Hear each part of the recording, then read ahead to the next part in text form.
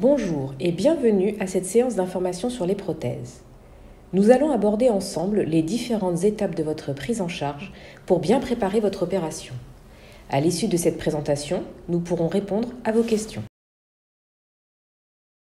Vous allez être pris en charge dans notre établissement qui est expert en prothèses articulaires. Avec plus de 3000 prothèses implantées chaque année, il s'agit du premier service de France. Notre hôpital est récent, doté d'un bloc opératoire ultramoderne, utilisant les dernières technologies à la pointe comme la robotique ou l'assistance numérique. Notre équipe pluridisciplinaire, où chacun est expert dans son domaine, vous accompagnera tout au long de votre parcours.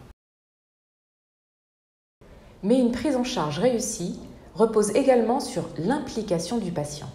Vous serez donc l'acteur principal de votre parcours de soins.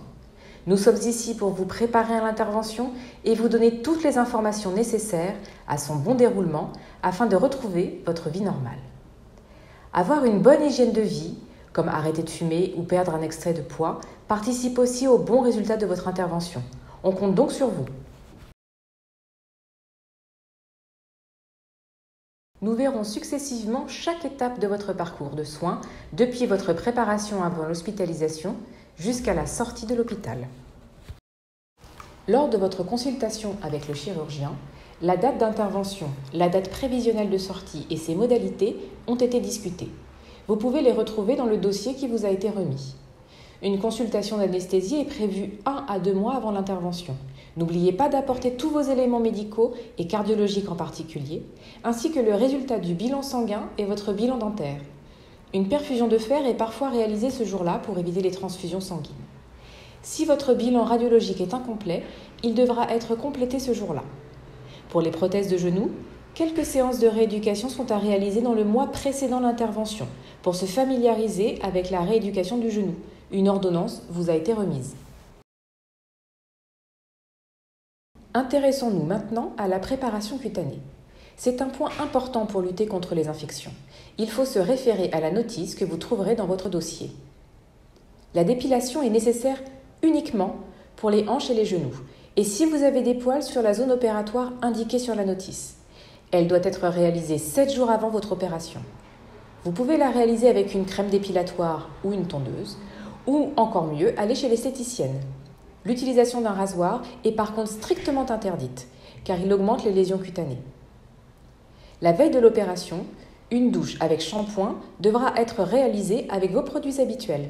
Une nouvelle douche sera nécessaire le matin de l'intervention, juste avant de venir à l'hôpital. L'horaire précis d'arrivée à l'hôpital vous sera indiqué dans les 2 jours qui précèdent votre hospitalisation. Une infirmière vous contactera pour vous l'indiquer et rappeler les consignes de préparation. Vous devrez en particulier être à jeun à partir de minuit, c'est-à-dire sans manger ni fumer. Par contre, des boissons comme l'eau, un thé ou café sucré mais sans lait ou un jus de fruits sans pulpe sont autorisés jusqu'à 2 heures avant l'heure de convocation.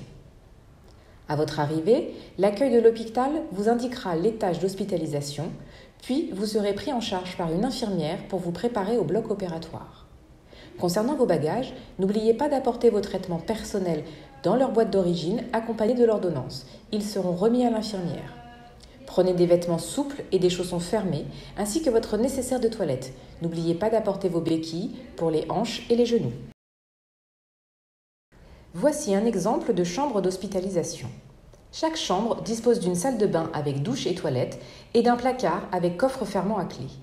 Vous pourrez y ranger vos effets personnels, mais évitez de venir avec des objets de valeur.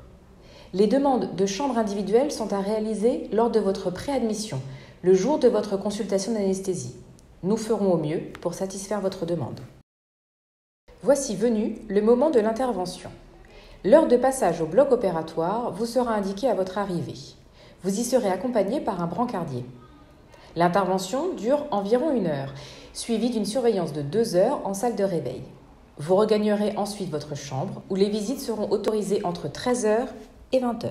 Après l'intervention, on mange, on s'habille et on bouge.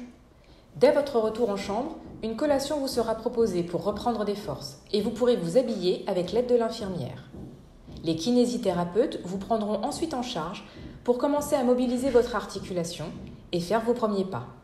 En effet, quelques heures après l'intervention, votre articulation est déjà opérationnelle. La rééducation précoce permet de s'autonomiser rapidement, d'améliorer le résultat de l'intervention et de diminuer le risque de phlébite. Pour limiter ce risque, un traitement anticoagulant, le plus souvent en comprimé, sera nécessaire pendant 35 jours pour les hanches et 14 jours pour les genoux. Il n'est pas nécessaire pour les épaules. La convalescence reste longue pour certaines articulations. Vous serez rapidement autonome, mais retenez que votre articulation ira bien vers 1 mois, très bien à 3 mois et encore mieux à 6 mois. En effet, il faut du temps pour regagner toute la souplesse et toute la force musculaire de l'articulation. Progressivement, vous pourrez ainsi reprendre toutes vos activités physiques ou sportives.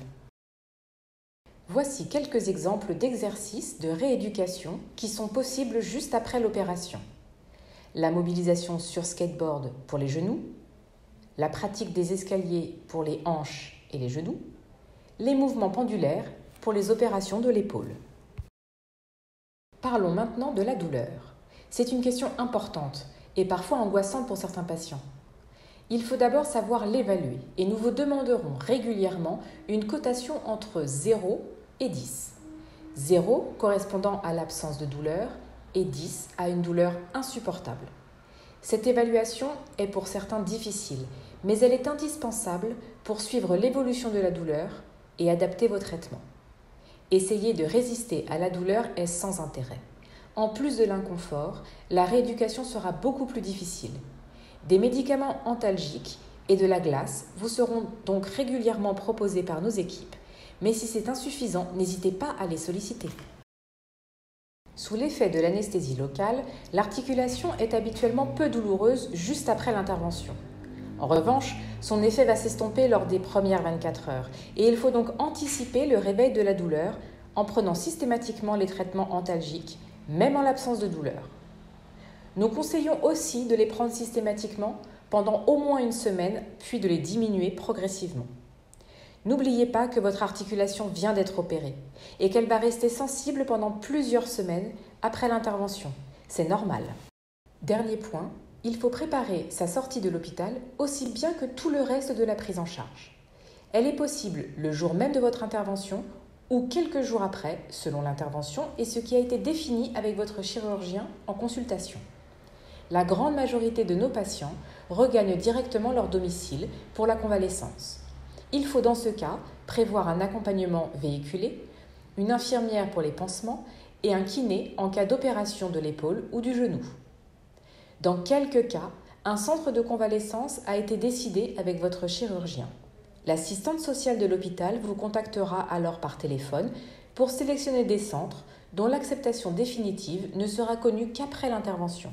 Les sorties sont possibles en fin de matinée avec votre accompagnant qui pourra stationner dans l'enceinte de l'hôpital ou sinon en taxi, mais il faudra avancer les frais.